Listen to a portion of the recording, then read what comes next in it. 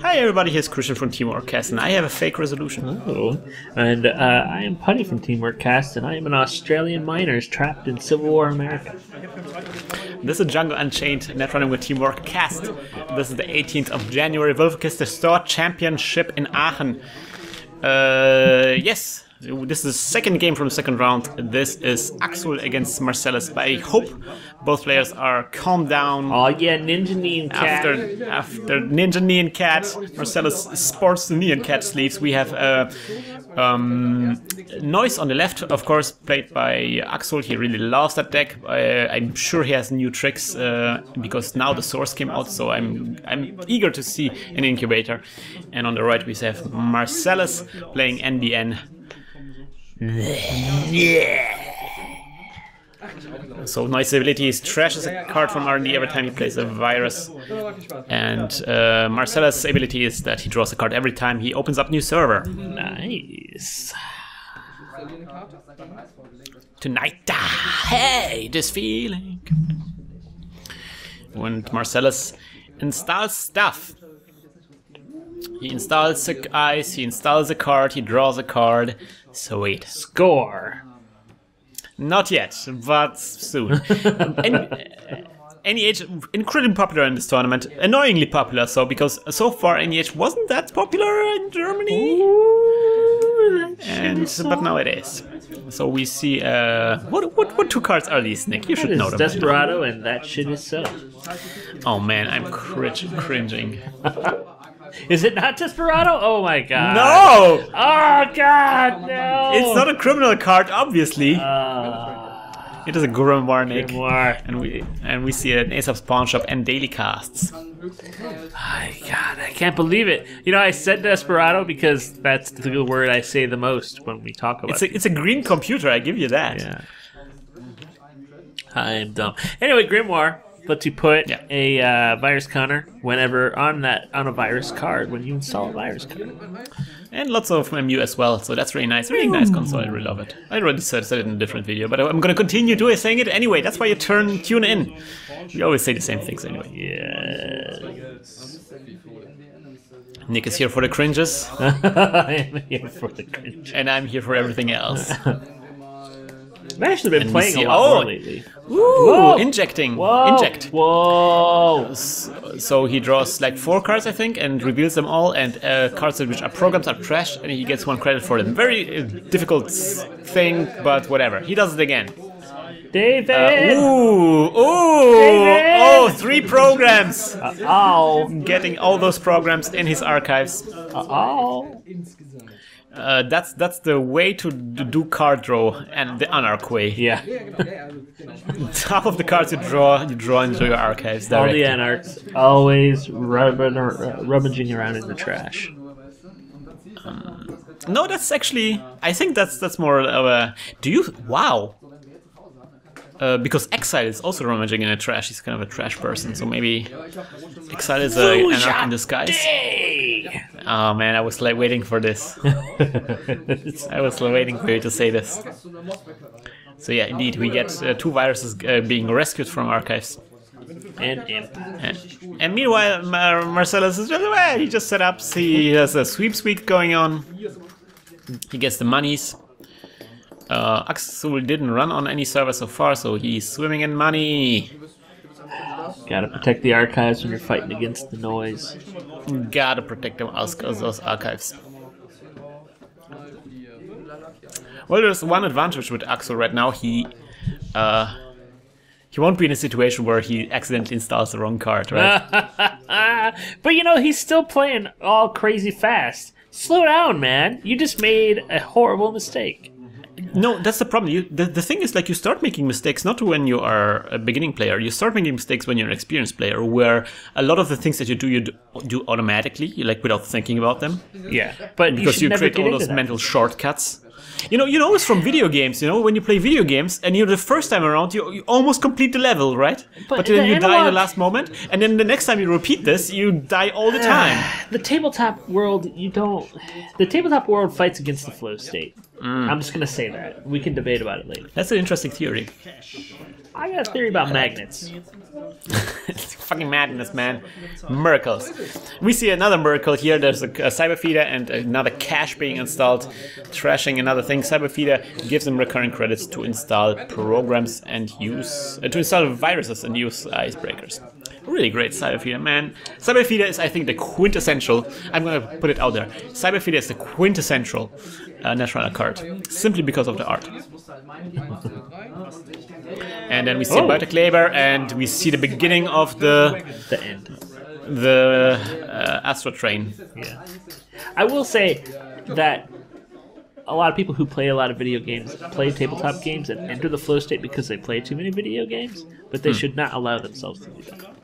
And you know, I agree with you to some extent in that I think in order to play Netrunner well, you need to be able to, you know, to evaluate every situation all the time. You cannot play this game on autopilot. Yeah, and that's essentially what the whole flow thing is. But I think like that's the thing that experience does to you, right? Experience creates all those mental shortcuts to you, so you can make decisions faster, so you don't have to, you know, reconsider everything. It's a two double-edged sword a little bit. Yeah, it's a double-edged sword, and it's also a symptom of it is the meta, because the meta is like, if you're existing within the meta and you're playing a meta player who also knows the meta, Jackson Howard being used, then you're thinking about doing this even more. Like, it's just sort of an automated thing. Yeah, you could say that the meta is basically like a global mental shortcut. Yeah. This is why I'm not a big fan of the whole idea of the meta. Oh man, we're getting super game theory right now. No, we have to go back. I'm going to make a mistake right now. So he's playing Nick, NBN Making the News, right? No, he plays NEH. We already said that. Nah. Here, Nick, take this spliff. I'll tell you, man, we are James Franco's Seth Rogen of Netrunner. All right, clone chip. A clone trip. Whatever, man. I can see if I can do. I don't even know if I can do a Seth Rogen. You're already doing it. What are you talking about, man? I can't. I love you, man. It's like this weed, and I just don't know, man. I just need it. It helps me get through the day. Oh, I love it. Oh, interesting. So the ink was pawned. Why not? You know, it's out of tokens. It's done. Just done. Was it out of tokens?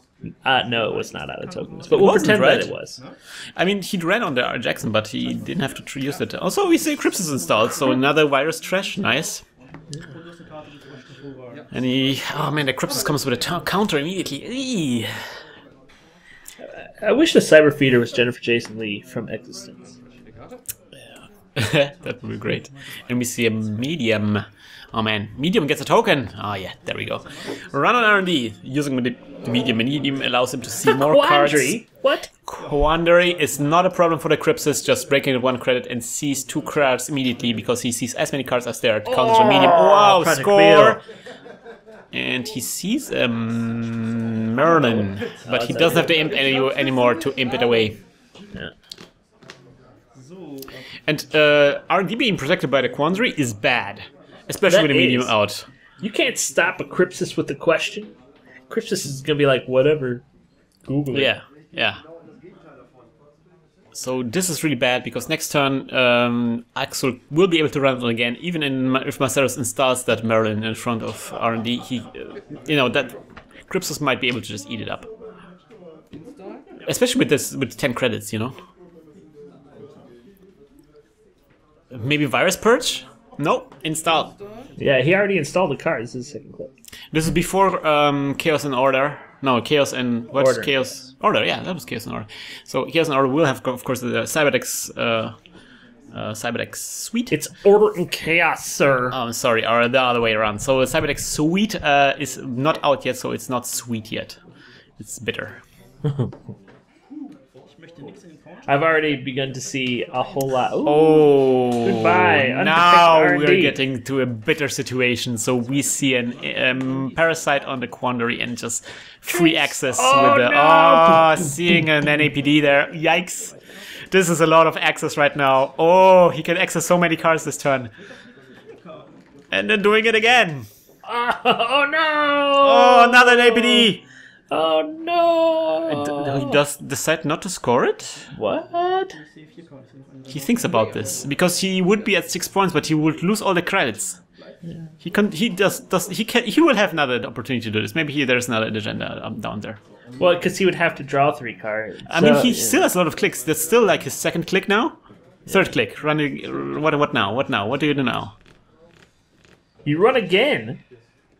No, that's his that was his third click. He has a fourth click now, right? Clone chip?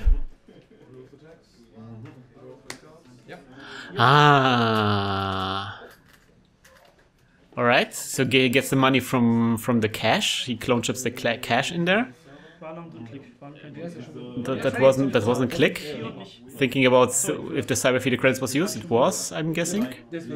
Well, yeah. No, it wasn't. So that's no, it was. So that's why it was used. It's why it's turned that way. Yeah. I know that people rally against or rail against the whole tapping a card to indicate it has been used, but in this case, it's useful. I think it's useful. I would agree. Still thinking what to do with the last. Running on archives. Right, quandary? What? Oh yeah, because he's assumed. Oh, Jackson! No, what? This is not cool. Why? Why did he do that? Somebody in the comments will obviously. This is interesting. So Marsellus gets back now. Of course, the R&D is shuffled, so the NAPD that we saw in there is not accessible anymore. I have to wonder, did maybe Axul want that? Just so we can see more cards? Next turn? I don't know. There's a whole lot of things I don't understand in these past 2 games. I would love to. And none of it has to do with the rules or the cards. It's a weird strategy by Axul, but maybe that's not a bad idea, because, you know, even if Marsellus installs the ice there, like, what kind of ice can he possibly install here that would, you know... that would completely change the game here right now. I'm going to give you a 2-syllable word that would revolutionize this deck. Okay. It is Wotan. I'm playing Wotan in my deck right now. Let me guess, it's Blue Sun. No. What? It's still HB. You saw it in the first round. Oh, Nick. That's right, I did. I don't remember these things. I know, it was 1 week ago. We don't record it in a row as people watch them. My wife... She was just yelling at me this morning, telling me that I don't rememre anything, and it's true. Being bond. Yeah, that's what wheat does to you, man. I don't know. We see wraparound. Oh man, wraparound is actually an ice that changes a lot right now. Woohoo! Marsellus, applause. That was a great job. Oh man, wraparound is a problem now. It is an incredibly high strength without a fractor out. So Axul decides to run on HQ. I don't know if that was a good choice. I think he should have scored an APD. I mean, he's still in the game now. Well. Oh, alright, never mind. I take it back. Take it all back. He would have just won the game. He would have just won the effing game. A score of the Project Beal from Marsellus HQ. But I imagine he's going to win the game in the next turn or something. Oh, yeah, like Marsellus is a bad spot. Yeah. He's got no money, he's got no future, he's got no ice. Like, he's protected by a question, a wall, and a porn ad. I mean, what's NEH going to do? What just happened? Oh, he actually broke the wraparound in a hard fashion. Oh. Wow. to see all those cards. Yes, There and we he go. wins! Wow! Amazing! Amazing. Broke the wraparound in a hard fashion with the Crypsis, didn't care for the fractal, whatever. Still breakable. Saw a ton of cards, namely like 5, and the final card was indeed the agenda that he needed. See, I would have paid. I would have paid. Maybe I wouldn't have paid. I don't know, Maybe that's why I'm not the world the world's guy. No, you're not the world's. You didn't go to worlds, and you are not the German national champion. I think that was a very, very excellent game by Axul here. I think he really redeemed himself from the first turn. Very, very aggressive Noise, not too much depending too much on his ability. I think that's kind of like the modern Noise, not like doing the, you know, how you say it, the solitaire kind of game where just laid out cards and at some point maybe you run. But being, you know, proactive, creating a lot of pressure, and then using his ability as an additional way to create pressure. This game was fun to watch, but I really wish that these guys would slow down their playing. It's not a race. It is. It is a competition, actually. It is a competition, but the competition not necessarily a race. They have plenty of time left over. They're playing NEH and Noise, two So that's extremely great. fast-playing decks. They're not playing HB Glacier and Nasir. It's great. Nick, now you can. Now those two guys can go out, can get a doner.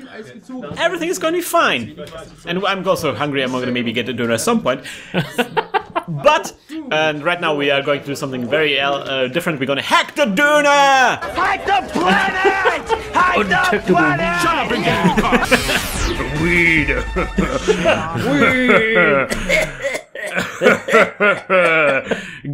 Pass me the blunt, brah.